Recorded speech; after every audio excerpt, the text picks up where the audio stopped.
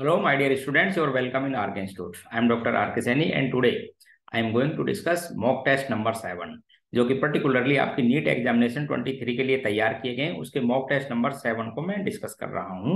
आप अपने पेपर को निकालें और देखना शुरू करें।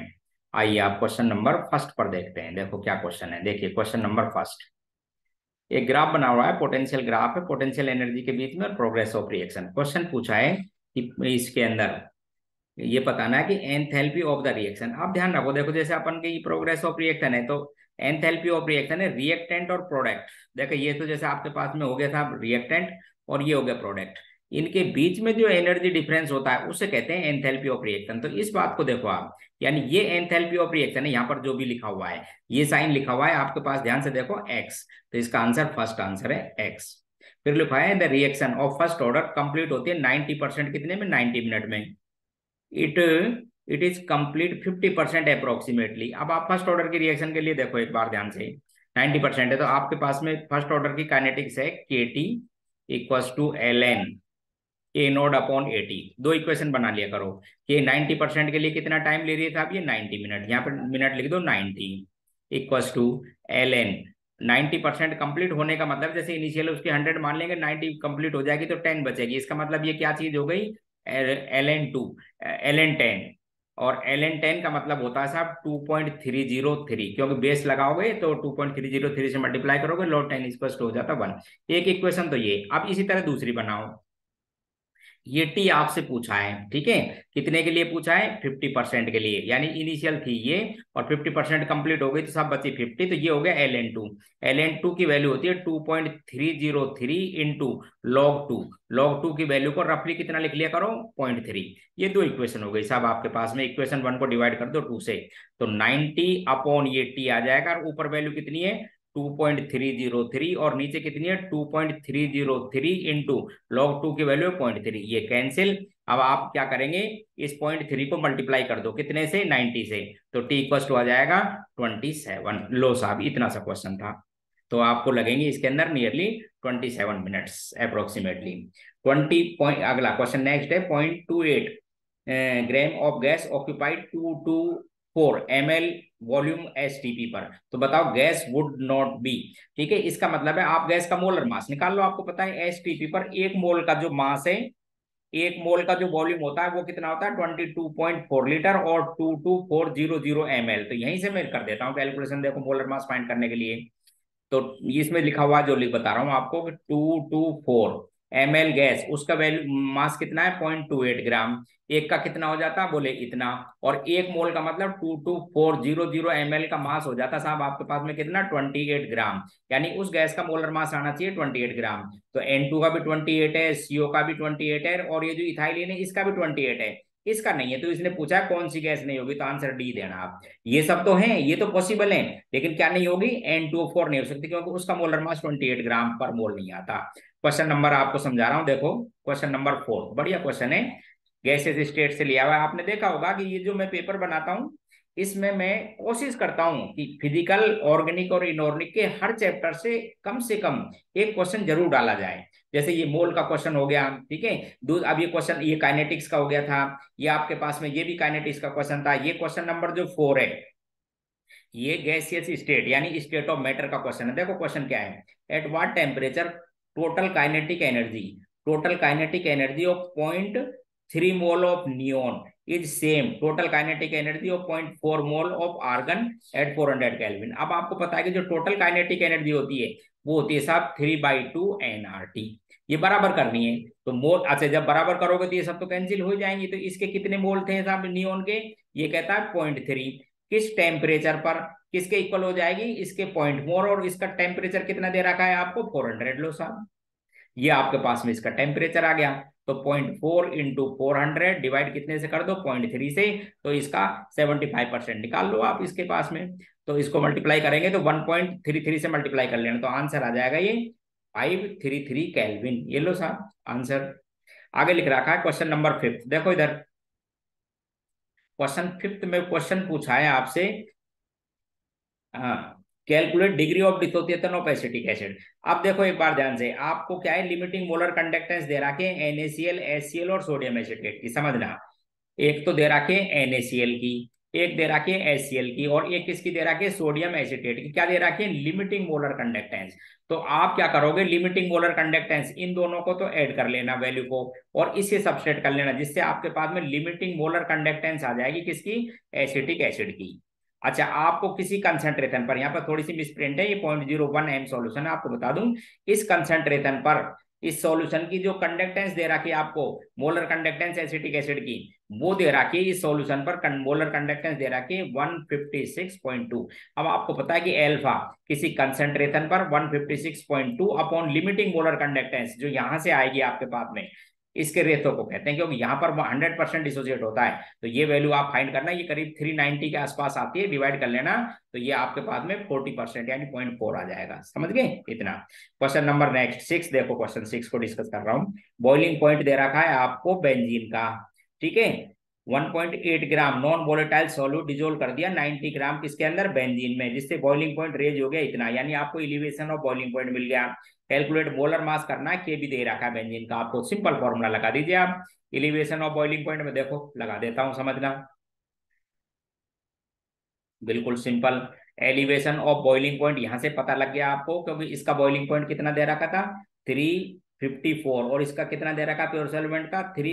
353.2। इसका मतलब एक देखो ये फॉर्मूला होता है, आपको बता दूं, elevation in boiling point equals to KB into M. ये वैल्यू हो गई था, अब आप इसको सब्सट्रैक्ट कर लो 0.8। KB आपको दे रखा कितना? 2.5। कितने ग्राम डिजोल्व किया? 1.8 ग्राम लिख देता हूं। ये आपको मोलर मास फाइंड करवाया है, कितने में डिजोल्व किया था साहब आपने? ये 90 ग्राम बेंजीन में। मोल बदल दो इसको किलोग्राम में, लो साहब ये आपके पास में क्या आ जाएगा? इसका मोलर मास। बिल्कुल सिंपल कैलकुलेशन होते हैं, देखो आपको समझाऊं। इस पॉइंट को हटाइए आप, यहाँ एक जीरो लगाओ, ठीक है। तो ये 2 पॉइंट इससे कट गए, ये हो गया था 2 टाइम्स, ठीक है। तो 20 को मल्टीप्लाई कर दो 2.5 से, कितना हो जाएगा आपके पास में? 50। बस उस 50 को, ये तो हो गया 50, डिवाइड कर लो 0.8 से, लो साहब ये मोलर मास। तो ये वैल्यू आ जाती है आपके पास में 62 के आसपास, डी ऑप्शन, ठीक है 62.5।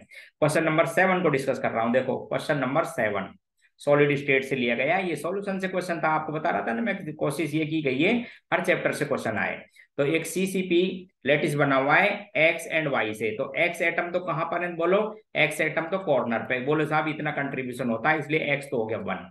अच्छा, Y एटम कहां पर लिख रखे हैं? Y atom at the face centre, face का सेंटर का कंट्रीब्यूशन था 1/2, और 6 फेस है, ये हो गया 3। और लिख रखी है आपसे, देखो इधर ध्यान से, then formula of the compound would be if 50% of octahedral void occupied by Z। अब ऑक्टाहेड्रल वॉइड कितनी होती है? जितने टोटल पार्टिकल होते हैं उतनी 4, उसके 50% का मतलब हाफ, तो ये हो गया 2। तो आपके पास में X1 Y3 और Z2 फर्स्ट आंसर, ठीक है। फिर क्वेश्चन पूछा, देखो मेरे स्टूडेंट मुझे समझ नहीं बैठते, कैसे कैसे गलत कर देते हैं। 4D के लिए क्वांटम नंबर पूछिए, तो 4D का मतलब ये तो वैल्यू है n की, और L की वैल्यू D के लिए कितनी होती है बोलो? 2। तो इसके अंदर अब आपके पास में n की वैल्यू 2, दो क्वेश्चन में, एक तो इसके अंदर है और एक इसके अंदर है। अब आपको पता है कि इलेक्ट्रॉन के लिए स्पिन क्वांटम नंबर की वैल्यू 0 नहीं हो सकती, या तो प्लस आप लिखी जाएगी या माइनस आप, बस क्वेश्चन खत्म, D option. Question number 9, question number 9, मुझे तो यही समझ नहीं बैठती कि आप ऐसे छोटे छोटे क्वेश्चनों को भी गलत कर देते हो, हैं? ऐसे मत किया करो। यहाँ से क्वांटम नंबर से 100% क्वेश्चन आता है, आपको पता है ये बात। क्वांटम नंबर से 100% क्वेश्चन आता है नीट में। अच्छा, ये क्वेश्चन है, अब आपको देखो किसी रिएक्शन की एंथैल्पी और इंटरनल एनर्जी चेंज में ये रिलेशन होता है, थर्मोडाइनेमिक्स से लिया गया क्वेश्चन है। Delta H equal to delta U delta NGRT। Delta U आपको दे रखा है, कितना दे रखा है इस क्वेश्चन का? डेल्टा यू देखो इधर ध्यान से, ये दे रखा था अब आपको माइनस का 742.7 kilojoule, plus delta NG निकालिए। डेल्टा एनजी क्या होता है कि गैस में प्रोडक्ट के मोल और रिएक्टेंट के मोल, तो प्रोडक्ट के साथ 2 हैं, ये लिक्विड है ध्यान रखना, और रिएक्टेंट में कितना है?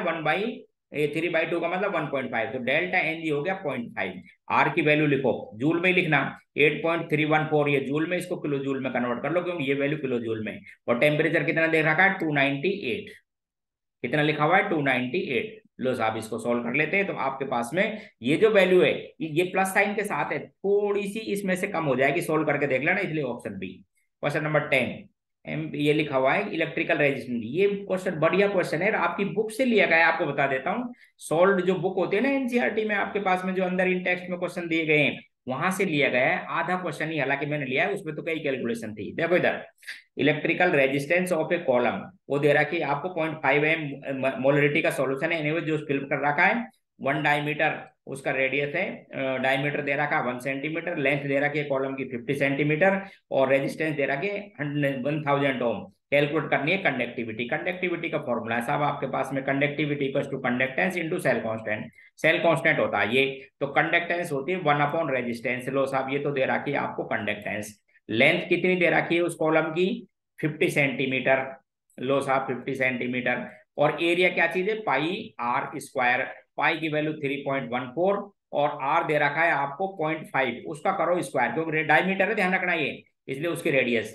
तो इसको जब आप सोल्व करते हो ना ये, तो ये वैल्यू करीब आती है 0.785 के आसपास। तो आप 50 को डिवाइड कर लो कितने से, 785 से, आंसर आ जाएगा आपका फर्स्ट। ये लो, समझ गए। और यूनिट चेक कर लो, साइमन सेंटीमीटर इनवर्स। देखिए इधर ध्यान से, गलत मत किया करो। ऐसे जो सॉल्व क्वेश्चन है वो तो आपको पता है कि एनसीईआरटी के बिल्कुल आपको करने चाहिए। क्वेश्चन नंबर 11 समझा रहा हूँ, देखिए।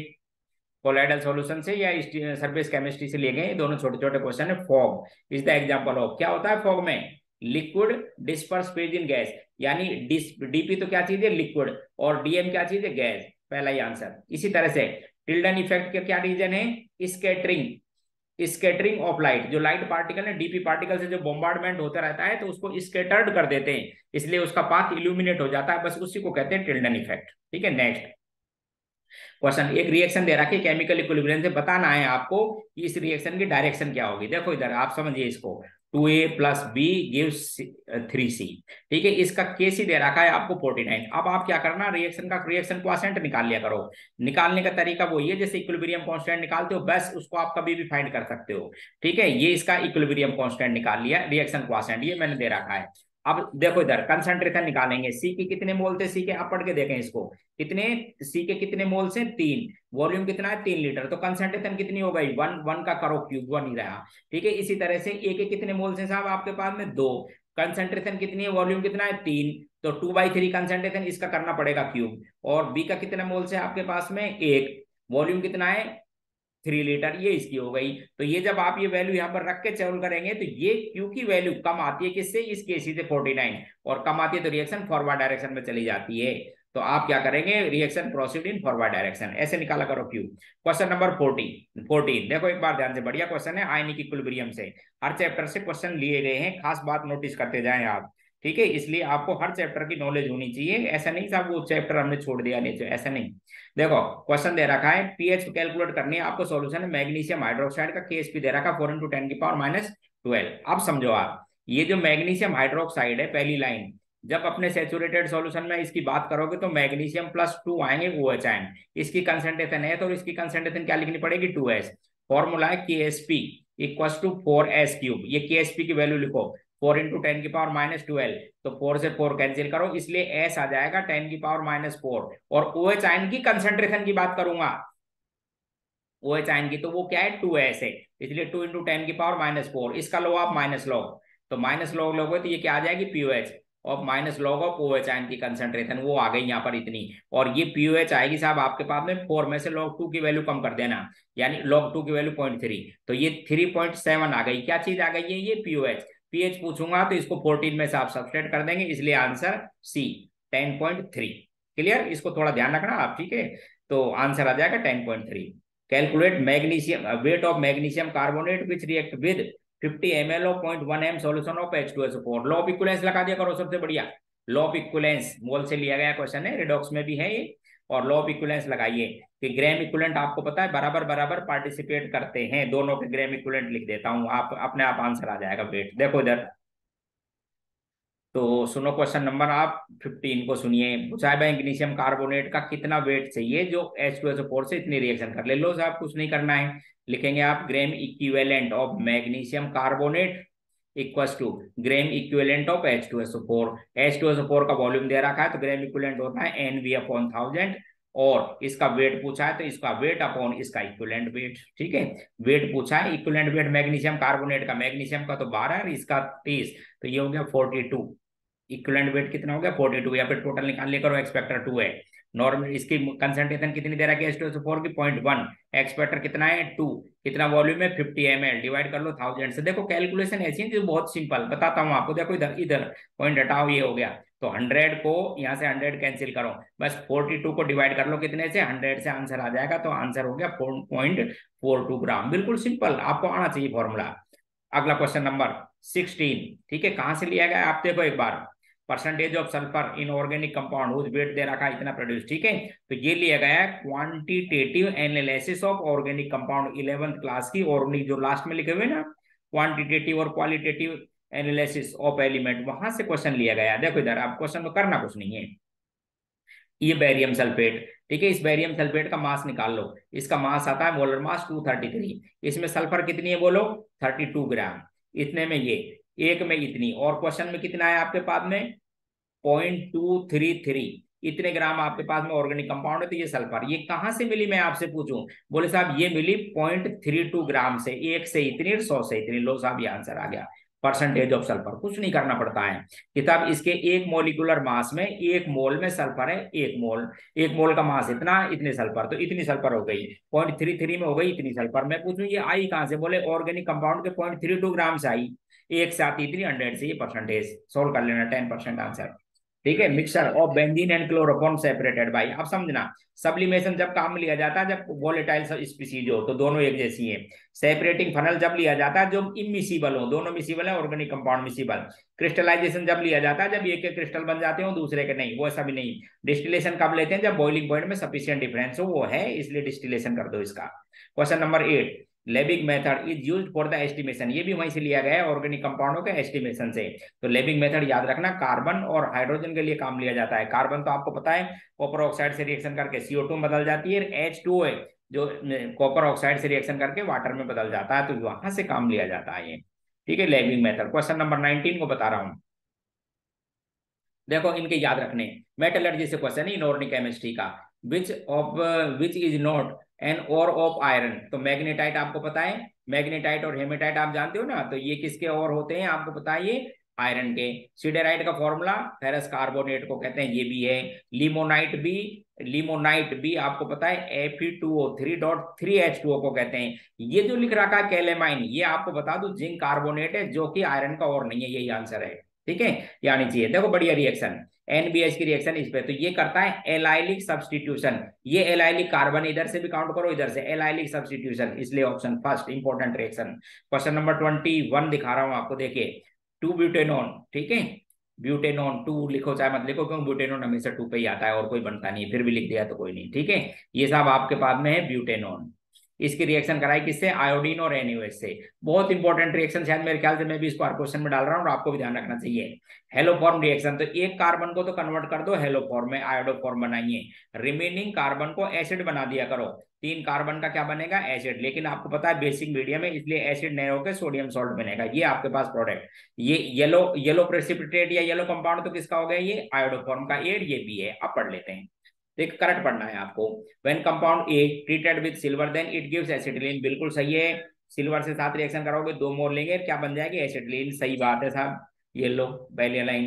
Compound B gives ethane with soda lime, बिल्कुल सोडा लाइम में क्या होता है, डिकार्बोक्सिलेशन, इथेन बन जाएगी, ठीक। Compound B gives n butane during the Kolbe electrolysis, ये फ्री रेडिकल बनेगा, 2 को जोड़ देना, तो सब पे सब सही। क्वेश्चन नंबर 21 था ये, ठीक है, all are correct. Next question discuss कर रहा हूं 22, बढ़िया क्वेश्चन देखो आप, क्वेश्चन नंबर 22।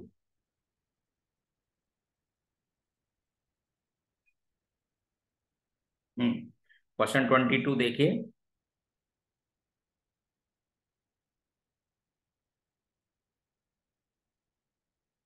हाँ एक आपको रिएक्शन दे रखी है, इधर देखो, ये है साहब आपके पास में एरोमेटिक रिंग, और इस पे जुड़ा हुआ है आपके पास में CH डबल बॉन्ड CH और CH3, और इसका हाइड्रेशन कराना है डाइल्यूट एसिड की प्रेजेंस में। तो आपको पता है इलेक्ट्रोफिलिक एडिशन है, सबसे पहले कैटायन बनाइए और ये वाला कैटायन बनाओ जो मोस्ट स्टेबल है, उसके बाद में OH जोड़ दो, बस ये आपके पास आंसर हाइड्रेशन थे, ठीक है। सबसे पहले क्या करोगे, कैटायन बनाओ, ऐसा कैटायन बनाना जो कंजुगेशन में चला जाए, इस पे पॉजिटिव चार्ज, देन OH जोड़ दीजिए, आंसर बी। फिर क्वेश्चन पूछा है, एक डाई हेलोजन डेरिवेटिव है A, ठीक है, with 3 carbon gives hydrocarbon be on reduction with on reacting with alcoholic KOH followed by sodamide, उससे सोडामाइड रिएक्शन करा दिया।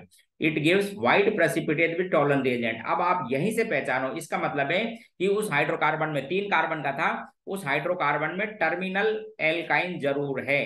क्यों है टर्मिनल एल्काइन? वो इसलिए क्योंकि वो सिल्वर नाइट्रेट के संग व्हाइट पीपीटी दे रहा है, टॉलन रिएजेंट सिल्वर नाइट्रेट, क्योंकि सिल्वर नाइट्रेट के संग और क्यूप्रस क्लोराइड के अमोनिकल सॉल्यूशन के संग टर्मिनल एल्काइन टेस्ट देती हैं, तो ये बना हुआ है। ठीक है, on heating with aqueous KOH इस गिव्स कीटोन, और वो देता है कीटोन। तो आप क्या करो, उसको कीटोन बनाने के लिए ये ले लो 2,2 वाला, देखो इधर ध्यान से, 2,2 पे लगाओ हेलोजन, ये रहा। और ये आप क्या करेंगे, इलिमिनेशन कराएंगे पहले एल्कोहलिक KOH से, उसके बाद में सोडामाइड से। तो एक HCl बाहर निकला, एक बॉन्ड आया, फिर सोडामाइड और निकाल देगा, ये बन गई। ये लो साहब आंसर सी। फिर क्वेश्चन नंबर 5 देखो इधर, नेक्स्ट क्वेश्चन 24 को, बढ़िया क्वेश्चन है क्वेश्चन नंबर 24। एक 5 कार्बन का लिख रखा है, ए 5 कार्बन हाइड्रोकार्बन 5 है उसमें। ठीक है, उसका रिडक्शन करा देते हैं पहले तो ए में, किससे करा देते हैं, जिंक कॉपर कपल से। ठीक है, जिससे ए डिजोल्व इन ड्राई ईथर, उस ए को डिजोल्व कर लेते हैं किसके अंदर, ड्राई ईथर के संग, और फिर ट्रीट करते हैं मेटेलिक सोडियम के संग, जिससे क्या देता है। अब ये रिएक्शन है एक्चुअल में वुड्स रिएक्शन हो गई, आप ध्यान से देखेंगे तो ईथर के संग रिएक्शन करके क्या देता है, 2,2,5,5 और टेट्रा मिथाइल हेक्सेन। लो साहब ये मैं इसकी बना देता हूं 2,2, एक मिथाइल यहाँ लगाइए, एक मिथाइल यहाँ, 1 2 3 4 5, और ये बना है कंपाउंड। तो इसका मतलब आप इसको यहाँ से तोड़ के और ये शेयर लगा लो, क्योंकि वुड्स रिएक्शन में आपने को पता है डाइमर यानी 2 जुड़ जाते हैं पार्ट, यानी ये कंपाउंड था आपके पास में। ठीक है, इसकी रिएक्शन करानी थी। तो अब आप देखो इसके अंदर फर्स्ट, इसका नाम पूछा है, तो फर्स्ट क्लोरो 2,2 डाइमिथाइल प्रोपेन, इसका नाम चेक करो, फर्स्ट क्लोरो 2,2 डाइमिथाइल प्रोपेन। ठीक, ये आपके पास में कंपाउंड था ए। नेक्स्ट क्वेश्चन है, बढ़िया क्वेश्चन, क्वेश्चन नंबर 25 को एक बार देखो। केमिकल इक्विलिब्रियम से लिया गया है, केपी पूछा रिएक्शन का, एक बार समझिए आप। कार्बन ग्रेफाइट तो है सॉलिड, उसकी रिएक्शन कराई साहब किससे, CO2 गैस से, जिससे क्या बनी है, कार्बन मोनोऑक्साइड गैस। ठीक है, अब ये लिख रखा है साहब, इसमें क्या है, इक्विलिब्रियम पे प्रेशर दे रखा है और 50% डिसोसिएशन है केपी, तो एक रिलेशन लिया करो। और जब भी आपको एल्फा दे रखा हो तो 1 मोल मान के चलना है, गैस ही लेना, सॉलिड से मतलब नहीं है। तो इक्विलिब्रियम पे 1 माइनस एल्फा, ये क्या हो जाएगा 2 एल्फा। तो केपी कैलकुलेट करते हैं, तो इसके मोल देखो इधर 2 alpha upon total mole add कर लो, 1 plus alpha into total pressure इसका स्क्वायर अपॉन इसके मोल कितने, 1 minus alpha into total pressure कितना है इसका, इक्विलिब्रियम पे पी और 1 प्लस एल्फा। इसको जब सोल्व करोगे आप तो देखो ये एक पी से पी कैंसिल, तो ये आएगी 4 alpha square into P upon 1 minus alpha square. P दे रखा है, एल्फा दे रखा है, सोल्व कर लेना, आपके पास में बी ऑप्शन आ जाएगा। क्वेश्चन नंबर 26 दिखा रहा हूं आपको, देखो इधर क्वेश्चन 26। क्वेश्चन 26 कई बार दे दिया है, ध्यान रखना आप भूले नहीं इनको। डाइजोटाइजेशन की रिएक्शन थी, उसको आगे रिएक्शन कराया। देखो बेंजीन डाइजोनियम क्लोराइड, देखो एक बार ध्यान से, बेंजीन डाइजोनियम क्लोराइड की जब रिएक्शन कॉपर और HNO2 से कराते हैं तो N2Cl का रिप्लेसमेंट किससे हो जाता है, नाइट्रो ग्रुप से। तो ये बनती है साहब आपके पास में नाइट्रोबेंजीन। इधर ये क्या है, नाइट्रोबेंजीन, और बेंजीन को आपको पता है ना ऐसे थाई जैसे लिख देते हैं, तो X तो है नाइट्रो ग्रुप। अच्छा, जब आप वार्म वाटर के संग रिएक्शन कराओगे तो ये बनता है साहब फिनोल। ये क्या बनता है, फिनोल। तो ये तो है Y और ये है आपके पास में X, तो ये तो मेटा डायरेक्टर है, Y कहता है, और तो पैरा डायरेक्टिंग, बस। तो ये पूछा है X एंड Y, X को क्या बोलोगे मेटा, और Y को क्या, इसको Y को क्या, X को क्या बोलोगे मेटा डायरेक्टर, और Y कौन सा बन गया, और तो पैरा डायरेक्टिंग, खत्म, डी ऑप्शन। एनिलीन की रिएक्शन करानी है एसिटाइलेशन बेसिक मीडियम में, देखो इधर ध्यान से, एनिलीन ये रहा, बेसिक मीडियम में कराओ एसिटाइलेशन, तो बन गया था ये वाला कंपाउंड, एसिटेनिलाइट कहते हैं इसको। ठीक है, फिर ब्रोमीन और AlCl3 के संग रिएक्शन कराओ और फिर हाइड्रोलिसिस करा देना। ठीक है, ब्रोमिनेशन कराएंगे अब इसका, तो ये क्या है कि बहुत ज्यादा एक्टिवेटर नहीं, इसकी एक्टिविटी को कम करते हैं, तो और तो पैरा डायरेक्टर है। मेजर प्रोडक्ट क्या बनेगा आपके पास में, पैरा पे जाएगा, फिर हाइड्रोलिसिस करा देना, तो आपके पास में प्रोडक्ट हाइड्रोलिसिस से एसिड के सभी डेरिवेटिव एसिड देते हैं, बाकी पार्ट दे देते हैं, तो ये प्रोडक्ट बनेगा मेजर। अब पढ़ लेता हूं मैं इसको, करंट स्टेटमेंट पूछा है, compound A will be para amino acetophenone, गलत है। Compound B will be 4, compound B will be 4 bromo aniline major, देख लो इधर ध्यान से, ये कंपाउंड बी है, सही आंसर है ये। अगला और पढ़ देता हूं, compound A will be N phenyl acetamide, सही है, ध्यान से देखो, एन पर क्या लगा हुआ है, फिनाइल एसिटामाइड, ये भी करेक्ट है, वो स्टेटमेंट है। दूसरा है B and C both are correct, इसलिए D option. Clear, which of the following, which one is a polyester polymer. अब पता है पॉलीएस्टर किसमें किसे कहते हैं? जो एल्कोहल और एसिड की रिएक्शन से पॉलीमर बनते हैं वो आते हैं पॉलीएस्टर में। अब आप ध्यान रखना ये सारे ऑप्शन आपको कहां से लिए गए? एनसीईआरटी से। ग्लेप्टल जानते हो? ग्लेप्टल, इधर देखो, ये तो है साहब आपके पास में थैलिक एसिड, और इसकी रिएक्शन कराओ आप किससे? इथाइलिन ग्लाइकॉल से। किससे कराइए? इथाइलिन ग्लाइकॉल से, CH2OH। तो इससे बनता है, उसे कहते हैं ग्लेप्टल। एस्टर है वो, एल्कोहल का तो H निकालना और इसका OH निकालना, इसका H निकालना और इसका OH, और बैलेंस फ्री छोड़ देना। इसको क्या बोलेंगे आप? ग्लेप्टल। ऐसे लिख देता हूं, देखो इधर ध्यान से, ये C डबल बॉन्ड O, इसको तो फ्री छोड़ो, ठीक है, और इधर C डबल बॉन्ड O, और इस पे जोड़ दो आप कौन सा? ये इथाइलिन ग्लाइकॉल। इथाइलिन ग्लाइकॉल में किसकी वैलेंसी फ्री छोड़ देना? इसकी। ऐसे इसे कहते हैं ग्लेप्टल, ठीक है, ग्लेप्टल भी कहते हैं, या एल्किड रेजिन। रेजिन है ये, पेंट है, वार्निश। फिर क्वेश्चन है एल्डिहाइड की रिएक्शन कराओ किससे? कराओ फिनाइल हाइड्रोजीन से, ठीक है, प्राइमरी अमाइन से। और प्राइमरी अमाइन से रिएक्शन करते हैं तो ये जो कंपाउंड बनते हैं इनके दो तीन नाम है। एक तो इनको क्या कहते हैं? इमीन, IMINE, ठीक है।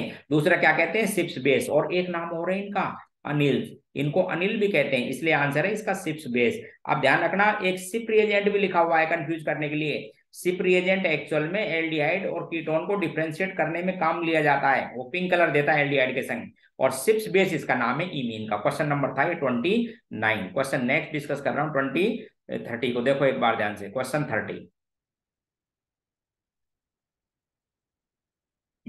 कोऑर्डिनेशन केमिस्ट्री इनऑर्गेनिक का है, आपको फिर बता दिया था कि कोशिश ये की गई है जिससे सारे क्वेश्चन आए एक एक चैप्टर से। अच्छा, NiCl, NiCN2 और NiCl4 इनके बारे में बताना है। तो ऑल हैव आइडेंटिकल ज्योमेट्री, नहीं साहब, ये टेट्राहेड्रल है, ये भी टेट्राहेड्रल है, लेकिन ये कैसी है? Square planar. All are paramagnetic, नहीं साहब, ये डाईमैग्नेटिक, आपको बता देता हूँ ये भी डाईमैग्नेटिक है, ठीक है, वो अनपेड इलेक्ट्रॉन निकाल लिया करो। निकल +2 ये भी गलत है, क्योंकि यहाँ पर तो निकल 0 है, कार्बोनिल में कहता होता है 0। और इनमें लिखा है कि 1 ओबे EN रूल, वो बिल्कुल सही बात है, आप इसका निकाल के देख लो। एक जो ये कंपाउंड है वो EN रूल को ओबे करता है, यानी कि टोटल इलेक्ट्रॉन कितने हो जाते हैं? 36। निकल का atomic number 28, oxygen state 0, plus एक कोऑर्डिनेट बॉन्ड से कितना लेता है? 2, 4 कोऑर्डिनेट बने हुए 8, आंसर कितना आ गया? 36। तो इसमें से ये ओबे करता है, यही आंसर। इसमें लिखा हुआ है स्पिन मैग्नेटिक मूवमेंट की वैल्यू दे रहा है √15। √15 का मतलब 16 होता तो 4 हो जाता, 3.82 के आसपास आएगी, इसका मतलब 3 अनपेड इलेक्ट्रॉन है, answer first. 3 unpaired electron cobalt में भी होते हैं, क्रोमियम में, आंसर फर्स्ट। फिर लिखा है which does not give white PPT of silver nitrate with AgCl when treated with axis of silver nitrate. अब देखना ध्यान से देखो कौन देता है नहीं देता है ना। देखिए पहला, आप वर्नर थ्योरी से लिया गया क्वेश्चन है। अब आप पैलेडियम और प्लेटिनम के बारे में ध्यान रखना, +2 के अंदर कोऑर्डिनेशन नंबर 4। तो पहला कंपाउंड को आप वर्नर का कोडिंग लिखेंगे PD, पैलेडियम, और चारों लगाएंगे अमोनिया अंदर, कोऑर्डिनेशन नंबर 4 बनाना, Cl2 दे देगा ये दोनों Cl। अगले में Ni इसके अंदर भी दे देगा, क्योंकि 6 किसको लगाओ? वाटर को, कोऑर्डिनेशन नंबर 6 बना दो, और Cl2 ये भी देगा। नेक्स्ट कंपाउंड को देखो, इसको बनाएंगे, ये कंपाउंड बनेगा H2PtCl6। ऑक्सीडेशन स्टेट क्या है प्लेटिनम की? +4, कोऑर्डिनेशन नंबर 6 में बनेगा। अब Cl नहीं आएगा, आंसर यही है, ठीक है। अगले वाला भी दे देगा, क्योंकि एक Cl को बाहर लगाओगे, 3 अमोनिया और 3 Cl बाहर निकालना, ठीक। इनकरेक्ट स्टेटमेंट अबाउट ईडीटी, बहुत बढ़िया question. Incorrect statement about EDT, hexadentate ligand है, आपको समझा देता हूं। और ईडीटीए में आपको पता है हेक्साडेंटेड का मतलब 6 वैलेंसी लगाना, 2 तो नाइट्रोजन है, ये आपस में बीच में कार्बन, और 4 ऑक्सीजन होती हैं। ये देखो इधर ध्यान से देखो, ये ईडीटीए का स्ट्रक्चर एक बार बना के देख लेना, ऐसा कंपाउंड है। अब पढ़ता हूँ। होमोलेप्टिक, होमोलेप्टिक है ही नहीं, किसे कहते हैं होमोलेप्टिक? जब सभी डोनर साइड एक जैसी या एक जैसे लिगेंड हो तब कहते हैं, तो ये हेटेरोलेप्टिक है। और अच्छा पहला गलत हो गया, हेटेरोलेप्टिक है, ऑप्टिकली एक्टिव है, बिल्कुल आप ध्यान से देखो, इसको आप प्लेन ऑफ सिमेट्री नहीं है इस कंपाउंड में, एनएच ऑप्टिकल एक्टिव है, correct. It has 8 bond, angle of NFeO, बिल्कुल सही आया हुआ है क्वेश्चन, ध्यान रखना। देखो मैं काउंट कराता हूँ, इसको देखो, 1 NFeO 1, NFe 2, NFe 3, NFe 4, 4 bond इसकी और दूसरे 4 इसके, इसलिए 8 बॉन्ड है, आंसर यही सही है इसका, बी ऑप्शन, बाकी सब गलत। आगे लिखा हुआ है aqua solution of uranium +2, atomic number है 63। तो आपको इतना ध्यान रखना है कि 63 किसका एलिमेंट है? 4F का, और इनकी मोर कॉमन कौन सी है? +3, इसलिए ऑक्सीडाइज हो जाएगा, यदि जिसका ऑक्सीडेशन होता है क्या कहते हैं? रिड्यूसिंग एजेंट, आंसर ये। अगला क्वेश्चन 35, देखो अब इस 35 में क्या दे रखी है आपको, पूछिए बॉन्ड लेंथ, 2 अलग अलग एटम है। तो एक फॉर्मूला है आपके पास में, सुमाकर और स्टीवेंसन ने दिया था, XA यानी किसी की बॉन्ड लेंथ यदि फाइंड करनी हो, जैसे ये मेरे को ए और बी की बॉन्ड लेंथ है, तो फॉर्मूला है radius of A plus radius of B minus 0.09 into delta. फिर डेल्टा क्या चीज है? Electronegativity difference. एक ही रेडियस दे रखी है, इसको डिवाइड कर लो 2 से, बोले 0.5। दूसरे की इसको भी डिवाइड करो साहब, ये हो जाएगी 0.7 और 7 माइनस 0.09 इंटू इलेक्ट्रोनेगेटिविटी डिफरेंस कितना दे रखा है? 1। तो ये वैल्यू ऐड करके चेक कर लो, आंसर आ जाएगा आपके पास में सी। क्वेश्चन नेक्स्ट 36 डिस्कस कर रहा हूं, देखो एक बार क्वेश्चन 36। एक कॉलम बना रखे, फर्स्ट और सेकंड को मैच करना है। Increasing atomic radius, atomic size, तो ये भी हो सकता है। देखो इंक्रीजिंग ऑर्डर है, आप चेक कर लो, एक ही ग्रुप के एलिमेंट है, और जब आप पीरियोडिक टेबल में ये लेफ्ट टू राइट चलते हैं तो साइज कम होता है, इसलिए बढ़ रहा है। ठीक है, आगे लिख रहा है डिक्रीजिंग एटॉमिक रेडियस, कम होती हुई रेडियस। ठीक है, कम होती हुई रेडियस ये भी चेक कर सकते हो, देखो इधर ध्यान से, और भी हो सकती है।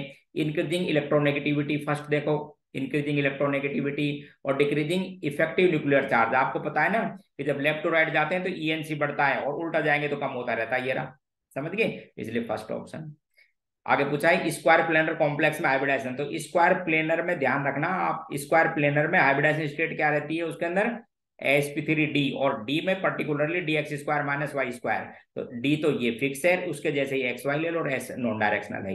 Which of the following structure most expected to XCO4 OF4। तो आप ध्यान से देखो, sp3d2 हाइब्रिडाइजेशन है, sp3d2 है, तो 4 बॉन्ड तो लगा देना फ्लोरीन के प्लेन में, फ्लोरीन ही लगाना, क्योंकि जो डबल बॉन्ड लगेगा ना, आपको बता देता हूं, डबल बॉन्ड वो उसकी डिस्टेंस शॉर्ट होती है, इसलिए प्लेन डी में उसके रेगुलर नहीं हो पाएगी, ऐसे एक लोन पेयर यहाँ। तो क्या कहेंगे आप इसको? Square pyramidal. क्या कहेंगे? Square pyramidal. Question number 39। Phosphorus, white phosphorus react with caustic soda, important line है, और एनसीईआरटी की रिएक्शन है डिस्प्रोपोर्शनेशन की। जब आप फॉस्फीन बनाते हो लैब में, वो मेथड है। तो एक तो बनती है फॉस्फीन, और एक एसिड जो बनता है वो बनता है, इस एसिड को याद रखो, हाइपोफॉस्फोरस एसिड बनता है। अब बेसिक मीडियम में कितने एच देगा? ये एक, इसलिए दूसरा प्रोडक्ट आएगा NaH2PO2। भूल मत जाना, इसको मैं बार बार बताता रहता हूँ, आंसर फर्स्ट। ठीक है, तो एक तो बनती है इसके अंदर डिस्प्रोपोर्शनेशन है, फॉस्फोरस फॉस्फीन में बदलते हैं एक, और एक बनती है H3PO2 हाइपोफॉस्फोरस एसिड, जो एक एच देगा, तो एक एच को निकाल के लिख दो आप, ये आपका answer first. Question number 40 discuss कर रहा हूं, देखो क्वेश्चन नंबर 40। देखिए क्वेश्चन नंबर 40 को ये पूछा है, incorrect about the catalyst and process. ठीक है, कैटलिस्ट और प्रोसेस के बारे में बताना है। देखो nickel hydrogenation of oil and fat, सही लिखा हुआ है। Vanadium pentoxide contact process of sulphuric acid, सही लिखा हुआ है।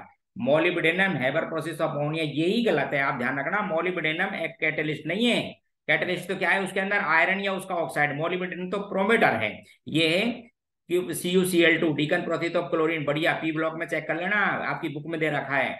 जब क्लोरीन HCl को एयर से रिएक्शन कराते हैं तो cupric chloride CuCl2 200 degree centigrade पर रिएक्शन कराते हैं, जो इंडस्ट्रियल मेथड है क्लोरीन का, डीकन प्रोसेस कहते हैं, सही है। तो इसलिए आंसर कौन सा इनकरेक्ट हुआ? सी। ये तो आना चाहिए आप लोगों से, कैटलिस्ट हैबर प्रोसेस में अमोनिया थोड़ी, मोलिब्डेनम थोड़ी है, आयरन होता है या उसका ऑक्साइड होता है, समझ गए। मोलिब्डेनम को क्या कहते हैं? प्रोमोटर। 1 मोल ऑफ, अगला क्वेश्चन पी ब्लॉक से, ये देखो इधर नेक्स्ट क्वेश्चन है आपके पास में, 1 मोल ऑफ कैल्शियम फॉस्फाइड। पहले तो आपको इसका फॉर्मूला लिखना आना चाहिए, ये तो कैल्शियम और ये होता है फॉस्फाइड, लिखोगे तो ये फॉर्मूला बनेगा Ca3P2, ये 1 मोल है। बोले साहब वाटर से रिएक्शन कराएंगे तो क्या देगा? तो आप जब वाटर से रिएक्शन कराएंगे तो दो फॉस, एक तो बनेगा आपके पास में कैल्शियम हाइड्रोक्साइड, कितने इसकी? 3 तो बनेंगे ये, और 2 बनेंगे आपके पास में फॉस्फिन। लो साहब, ये इसका आंसर है, ये 2 ही तो देगा आपके पास में फॉस्फाइड आयन, और ये 3 देगा, क्लियर।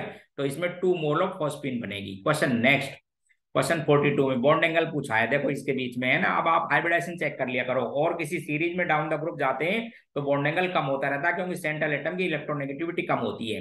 तो जब मैं बोरॉन लिखूंगा यहाँ पर, देखो इधर ध्यान से, जब बोरॉन लिखूंगा तो sp2 आ जाएगा एग्जैक्ट, बोरॉन लिखूंगा तो क्या आ जाएगा? sp2, और sp2 का बॉन्ड एंगल कितना होता है? 120। अब ये सब जब मैं फॉस्फोरस आर्सेनिक और बिस्मिथ लिखूंगा तो ये डिस्टॉर्टेड मॉलिक्यूल होगा, यहाँ पर क्या है, सब पर एक लोन पेयर बच जाएगा, इसलिए बॉन्ड एंगल 1020 से कम आएगा, समझ रहे हो। और डाउन द ग्रुप जाने पर ये कम होता रहता है, इसलिए बोरॉन का सबसे ज्यादा, फिर उसके बाद में कम, बी ऑप्शन। नेक्स्ट, ये देखो बढ़िया क्वेश्चन, लिथियम और जब अमोनिया की रिएक्शन कराई जाती है ये एल्काइन पर, तो ये बर्च रिडक्शन के जैसा एंटी एडिशन करता है। एंटी का मतलब एक एच इस पे जुड़ जाएगा, एक एच इस पे, अपोजिट एंटी जोड़ो। इसी तरह से ये भी एंटी जोड़ो, इधर देखो, तो ये एंटी ई फॉर्म में, देखो इधर ध्यान से, ये आप इजेड सिस्टम समझते हो ना, ये भी एंटी और ये भी एंटी, आंसर बी। बढ़िया क्वेश्चन। लिंडलार कैटेलिस्ट सिंक करता है और ये कैसा करता है, anti. Sodium plus liquid ammonia के जैसा, लिथियम ले लेना, answer B option, anti addition. E form बनानी है, ई फॉर्म बनानी है, चेक कर लीजिए, बार बार बताते रहते हैं आप फिर भूल जाते हो। टू एलिमेंट है एक्स एंड वाई, एक्स का इलेक्ट्रॉनिक कॉन्फ़िगरेशन को ध्यान से देखो, ये तो हो गया कैल्शियम, देखो इधर 20, और वाई हो गया आपके पास में कौन सा, ये हो गया क्लोरीन, देखो तो CaCl2 बना दो, XCl2, ऐसे किया करो। क्वेश्चन नंबर 45 डिस्कस कर रहा हूं, देखो एक बार, बढ़िया क्वेश्चन लिखा हुआ है 45। देखिए क्वेश्चन नंबर 45 है, अमाइड की रिएक्शन कराई Br2KOH से, बहुत बढ़िया रिएक्शन। 45 में अमाइड की रिएक्शन करोगे तो आपको एक लाइन समझा रहा कि CO को खत्म कर दिया करो, ठीक है। ऑफमान ब्रोमीमाइड रिएक्शन है, यानी ये तो बन गया ये। फिर आपको बहुत इंपॉर्टेंट रिएक्शन कार्बाइल अमीन रिएक्शन नाम है, जो कि ऑफेंसिव स्मेल के आइसोसाइनाइड बनाते हैं, ये हो गया बी। और जब इसका हाइड्रोलिसिस कराओगे, बहुत इंपॉर्टेंट, तो वापस बन जाएगा मिथाइल अमाइन प्लस, ये कार्बन पता है किसमें चली जाती है, in form of formic acid. तो ए प्रोडक्ट ये, बी प्रोडक्ट आइसोसाइनाइड, और सी प्रोडक्ट फिर वापस मिथाइल अमाइन। तो ये आपका क्वेश्चन नंबर था 45। ठीक है, आप इसको चेक करो, इसकी की भी मैं डाल रहा हूं, देखो इधर ध्यान से, पेपर 7 की डली हुई है, ऊपर मैंने डिस्कस कर दिया, मैच करो आपने जितने क्वेश्चन किए, कितने आपके आंसर सही है, कितने इनकरेक्ट है, उसको चेक कर लीजिए आप। अगली क्लास में फिर पेपर नंबर 8 को मैं डिस्कस करूंगा, जिसको अगली क्लास में ही डालूंगा। ये इसकी पेपर नंबर 7 की डली हुई है, डिस्कस मैंने कर दिया है। ठीक है, आज की क्लास में यही ऑफ करता हूँ, ओके बाय।